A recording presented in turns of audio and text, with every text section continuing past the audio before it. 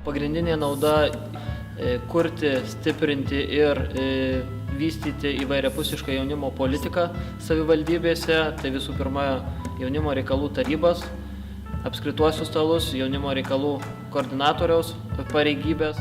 Kad mes galėjome vienoje vietoje susirinkti skirtingų institucijų žmonės ir išgirsti vienų nuomonę, kitų nuomonės. Anksčiau susirinkdavo galbūt atskirai jaunimas, atskirai institucijos, jeigu susirinkdavo. Ir pats procesas labai padėjo sustiprinti jaunimo reikalų tarybą, nes diskusijų metu jauni žmonės pamatė, kas tai yra jaunimo problemos, kokios pas mus yra sprendimo galimybių planas. Ir dabar susirinkus jaunimo reikalų tarybose mums yra daug lengviau. Prie to pačio stalo vis tiek diskutavom ir su savivaldybė, diskutavo ir tas pats jaunimas, tai buvo savotiškas ir komandos formavimas, kaip tik mums pasisekė, kad buvo nauji žmonės į tą procesą įtraukti. Labai svarbu, kad mes ne tik šiaip pakalbėjom, pasigodėm, kas yra blogai, bet ir svarbiausia, sukūrėm veiksmų planus.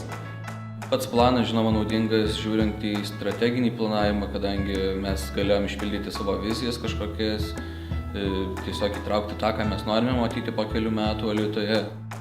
Nes prieš tai situacija buvo tokia, kad pas mus jaunimo politika nebuvo plačiai paplitusi, jinai buvo pakankamai silpna, nors turėjom keletą dokumentų, tačiau dokumentai buvo nepagristi faktais tiesiog. Labai svarbus dalykas, ką mes galėjom pasiekti, tai kad kiekviena institucija gali kažkaip tai apsijungti siekiant bendro tikslo.